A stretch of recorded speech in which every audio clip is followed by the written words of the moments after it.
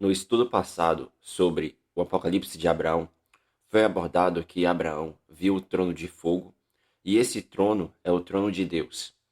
Abraão fala sobre os serafins, que têm 6 asas, e que todos eles juntos têm 16 cabeças, e eles são 4 serafins. Cada um deles tem 4 cabeças: cabeça de leão, a outra é de homem, a outra a de boi e a outra de uma águia. E ele viu tudo isso no sétimo céu. Neste estudo, estarei falando sobre os 7 céus. Usarei a Bíblia para dizer que é a base para falar sobre a existência dos 7 céus, para vocês entenderem que existe de fato 7 céus. E falarei sobre a diferença de posição dos anjos vencedores e sobre a diferença de posição da igreja vencedora. Preste atenção neste estudo, meus irmãos. Quando a gente vai em Ezequiel, no capítulo 1, versículo 1, vai dizer: Aconteceu no 30º ano, no 5º dia do 4º mês, que estando eu no meio dos exilados, junto ao rio Quebar, se abriram os céus, e eu tive visões de Deus. O profeta Ezequiel diz que os céus se abriram para ele.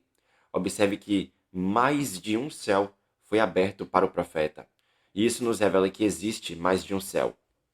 E quando a gente vai em Deuteronômio, de capítulo 10, versículo 14, vai dizer: Eis que os céus e os céus dos céus são do Senhor, teu Deus, a terra e tudo o que nela há. Observe que em Deuteronômio, Moisés estava falando com o povo de Israel. Moisés disse: Eis que os céus e os céus dos céus são do Senhor. Veja que Moisés fala céus 3 vezes neste versículo. Sabe que a palavra céus, no hebraico, é chamaim. Essa palavra está no plural, mas a depender do contexto, o tradutor colocou essa palavra no singular, mas na gramática, esta palavra é no plural.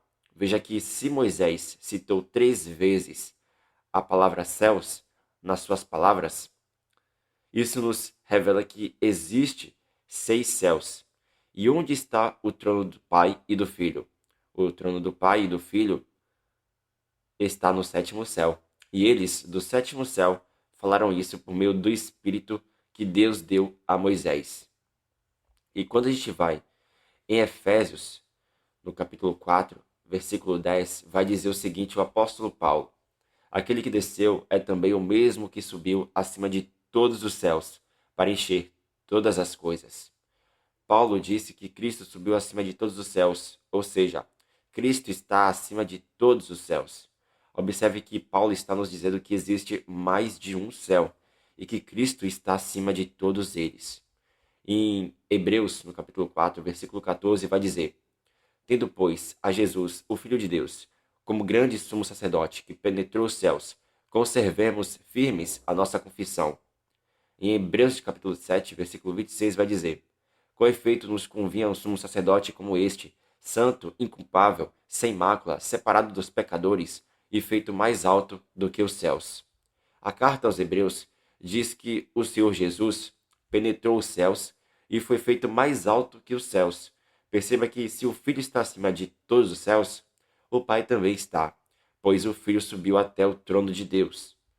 Em 2 Coríntios, no capítulo 12, versos 1 ao 5, o apóstolo Paulo vai dizer: Se é necessário que me glorie, ainda que não convém, passarei as visões e revelações do Senhor. Conheço um homem em Cristo que há 14 anos foi arrebatado até o terceiro céu. Se no corpo ou fora do corpo, não sei. Deus o sabe. E sei que o tal homem, se no corpo ou fora do corpo, não sei, Deus o sabe, foi arrebatado ao paraíso e ouviu palavras inefáveis, as quais não é lícito ao homem referir. De tal coisa me gloriarei, não porém de mim mesmo, salvo nas minhas fraquezas. O apóstolo Paulo, na carta aos Coríntios, falando dele mesmo, diz que foi arrebatado até o terceiro céu. Veja que ele fala terceiro céu. Observe que ele não diz que o terceiro céu é o último céu e nem diz que tem outros céus acima do terceiro céu, mas apenas diz que ele foi arrebatado até o terceiro céu. Mas sabemos que Deus utiliza muito o número 7, meus irmãos, nas palavras dele, como o sétimo dia, sétimo milênio, 7 anos da última semana de Daniel, 7 trombetas, 7 taças, 7 selos. E nisso vemos que o Senhor utiliza o número 7 e por isso devemos entender que, por essa lógica, o Senhor criou 7 céus e não somente 3 céus. Observe que Paulo fala sobre o terceiro céu e o paraíso de Deus.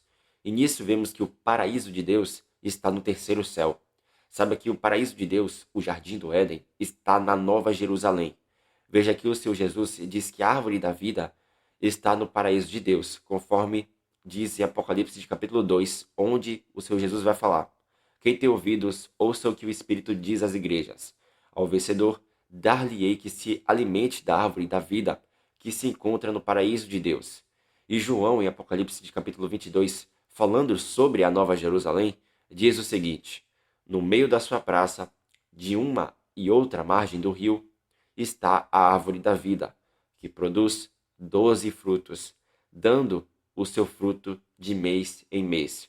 E as folhas da árvore são para a cura dos povos. Então, se o paraíso de Deus está na Nova Jerusalém e o paraíso de Deus está no terceiro céu, isso significa que a Nova Jerusalém está no terceiro céu e não no sétimo céu, onde está o trono do Pai e do Filho. Dito tudo isso, vejamos o livro do Apocalipse de Abraão, pois ele fala sobre a existência de 7 céus. Em Apocalipse de Abraão, no capítulo 19, versos 1 ao 9, vai dizer: e uma voz chegou até mim, bem do meio do fogo. Ela disse: Abraão, Abraão. Eu respondi: aqui estou, Senhor. Ele falou: observa agora os planos abaixo do firmamento em que te encontras. Vê como em nenhuma das camadas, nem em parte alguma, existe outro a não ser ele, a quem procurava, e que te distinguiu com o seu amor. Enquanto ele ainda falava, vejo abaixo de mim abrirem-se os planos e contemplo o céu. E no sétimo céu, em que eu me encontrava, vi um fogo vasto, e luz e orvalho, e uma multidão de anjos, e uma glória de esplendor invisível pairava sobre aqueles seres que eu via, e mais nenhum outro ser eu via ali. E da montanha sobre a qual eu estava, olhei para baixo, para o sétimo plano, e lá vi outra multidão de anjos, espíritos sem corpo, que cumpriam as ordens dos anjos de fogo do sétimo firmamento, no qual, pairando sobre eles, eu me encontrava. Neste firmamento não existia outras forças que tivessem outra forma, a não ser a dos anjos de puro espírito e que pudessem comparar-se à força que eu vi no sétimo firmamento. Então ele mandou que se removesse o sexto firmamento. Nesse instante, eu vi no quinto firmamento como as potências estelares obedeciam às ordens. A elas, igualmente, pertenciam os elementos da terra. Observe que Abraão, em visão, no capítulo 19, ele diz que está no sétimo céu. Ele disse que no sétimo céu tem anjos de fogo, e esses anjos de fogo comandam sobre os anjos do sexto céu. E nisso tem revelação, meus irmãos, pois isso revela que existe organização e posição no reino de Deus. Saibam que existe diferença de posição entre os anjos, porque existem anjos que são maiores do que outros no reino de Deus. E porque os anjos de fogo do sétimo céu comandam sobre os anjos do sexto céu. Os anjos de fogo do sétimo céu comandam sobre os anjos do sexto céu, porque cada anjo vencedor, de acordo com as suas obras, foi recompensado por Deus. E por que cada um foi recompensado? Cada anjo foi recompensado porque eles foram provados na rebelião de Satanás e foram achados vencedores por causa das suas boas obras diante de Deus, em razão de que tiveram fé em Deus e não se contaminaram com os erros do querubim caído e seus anjos malignos, que são anjos perdedores. Veja que os anjos que tiveram posição maior em razão de que tiveram mais obras do que outros anjos. Mas tanto os que têm posição maior quanto os que têm posição menor tiveram suas posições dadas pelo Senhor, conforme as obras de cada um. E assim como o Senhor deu a recompensa dos anjos eleitos de acordo com as suas obras, a igreja vencedora receberá do Senhor de acordo com as obras dela. Observe que quem tem mais obras no reino de Deus terá posição maior, e quem tem menos obras terá uma posição menor, pois Jesus fala sobre menor e maior no reino dos céus, conforme disse em Mateus de capítulo 11, onde ele vai dizer: Em verdade vos digo, entre os nascidos de mulher, ninguém apareceu maior do que João Batista, mas o menor no reino dos céus é maior do que ele. Entenda que se há anjos vencedores, há anjos perdedores. E se aqueles que perseverarem até o fim serão vencedores, conforme Cristo diz às igrejas, haverá os que não irão perseverar até o fim, e estes serão os perdedores. Enxergue que o mesmo Deus que provou os anjos no céu é o mesmo Deus que prova os nossos corações.